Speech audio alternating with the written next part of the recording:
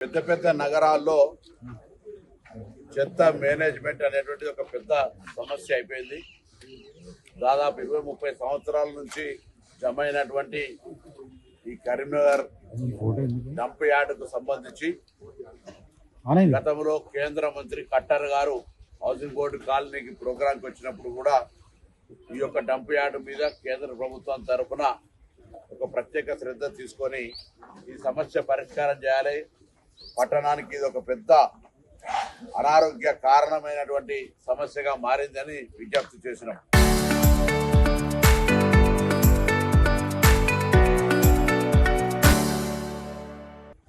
అదేవిధంగా మొన్న గౌరవ సుప్రీంకోర్టు శాసనసభ్యుల దగ్గర గౌరవ ముఖ్యమంత్రి గారు సమావేశం అయితే కూడా జిల్లాకు సంబంధించిన పట్టణానికి సంబంధించిన అందరం నాయకులం డంప్ యార్డు సమస్య వారి దృష్టికి తీసుకెళ్లినప్పుడు వారు వేదిక మీద నుండి కరీంనగర్ ప్రజలకు హామీ ఇచ్చినారు. ఈ డంప్ యార్డు తొలగింపుతో పాటుగా వరంగల్ కరీంనగర్ సంబంధించినటువంటి ఈ డంప్ యార్డు మేనేజ్మెంట్ కు సంబంధించినటువంటి ఒక ప్రత్యేకమైనటువంటి విధానాన్ని తీసుకొని 2 నగరాల మధ్యలో దాన్ని ఏర్పాటు చేస్తామనేటువంటి మాట హామీ ఇచ్చినారు.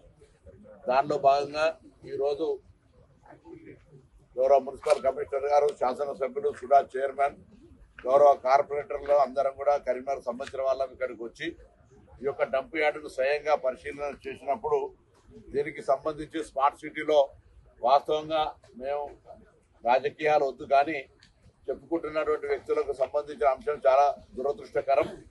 ఈరోజు ప్రత్యేకమైనటువంటి శ్రద్ధతోటి వేస్ట్ మేనేజ్మెంట్ దానికి సంబంధించినటువంటి రాష్ట్ర ప్రభుత్వం ముఖ్యమంత్రి గారి ఆదేశం మేరకు ఇక్కడికి వచ్చి ప్రత్యేకించి దీన్ని సందర్శిస్తా ఉన్నాం. ఈరోజు ఇప్పుడు సందర్శించిన నివేదికను కూడా గౌరవ ముఖ్యమంత్రి గారికి ఇచ్చి ఈ డంప్ యార్డుకు తొలగింపుపై హామీ ఇచ్చినటువంటి అంశాన్ని తొందరగా అమలు చేస్తూ డైలీ వేస్టేజ్ను ఏ విధంగా ప్రాసెస్ చేయాలి, ఆల్రెడీ స్టోర్డ్ వేస్టేజ్ను ఏ విధంగా ప్రాసెస్ చేయాలి అనేటువంటి ఒక ప్రక్రియ తీసుకొని సమయం 8 నెలల నుంచి సంవత్సరం దాకా పడుతుందని చెప్తా ఉన్నారు. ఇంత పెద్ద 5 లక్షల మెట్రిక్ టన్నుల పైన డంప్ ఇక్కడ ఉంది. ఇదంతా కూడా క్లీన్ చేసి దాని తర్వాత పరిసర దగ్గర ఎక్కడో ఒక కాడ డైలీ వైజ్ వచ్చే వేస్ట్ మేనేజ్మెంట్ డైలీ ప్రాసెస్ చేసే విధంగా మెకనైజేషన్ చేసి ఆ కార్యక్రమం తీసుకుంటున్నాం. ఇప్పుడే ఒక జియో హిల్ అనే ఆర్గనైజేషన్ స్వచ్ఛందంగా వాళ్ళు దీన్ని ప్రాసెస్ చేయడానికి ముందుకు వస్తూ ఉన్నారు. ఎటువంటి రాష్ట్ర ప్రభుత్వ ఖర్చు లేకుండా వాళ్ళు దానికి వచ్చినటువంటి వేస్ట్ మేనేజ్మెంట్ను సోల్వ్ చేసుకొని దానికి సంబంధించిన ప్రక్రియ చేయడానికి వస్తా ఉన్నారు. నేను గౌరవ మున్సిపల్ కమిషనర్, జిల్లా కలెక్టర్ గారితో మాట్లాడి ప్రభుత్వం తరఫున కరీంనగర్ ప్రజలకు ఈ ప్రాంతానికి ముఖ్యంగా శ్వాసకోశ వ్యాధులు కానీ చాలా దీర్ఘకాలిక సమస్య, దీనివల్ల చాలా ఇబ్బందులు వస్తూ ఉన్నాయి. అది తొలగింపుకు సంబంధించి గౌరవ ముఖ్యమంత్రి గారు ఇచ్చిన హామీని అమలు చేసే బాధ్యతగా మేమంతా ప్రజాప్రతినిధులం, అధికారులం కార్యాచరణ తీసుకుంటున్నాం అనేటువంటి మాట మనవి చేస్తా ఉన్నాం. కొంత సమయం దానికి సంబంధించినటువంటి ఇంత పెద్ద 34 ఏళ్ల నుంచి జమ అయినది ఒకటే రోజులో 2వ రోజులో తీస్తామంటే కూడా అవివేకం.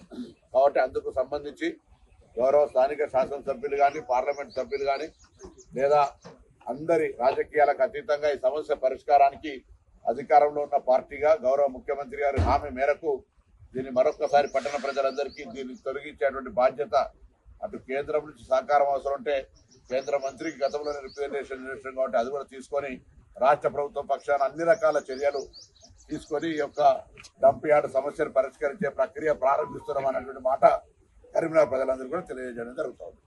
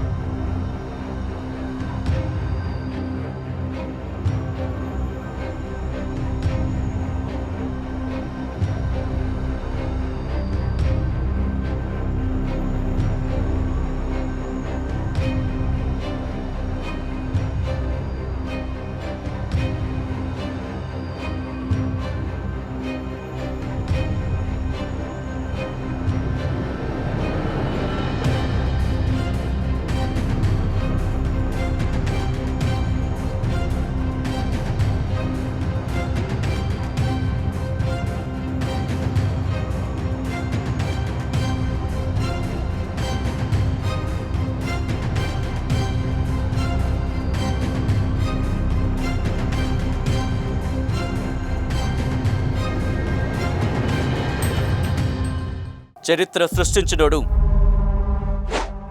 ఇప్పుడు ఆ చరిత్రని తిరగరాయబోతున్నాడు.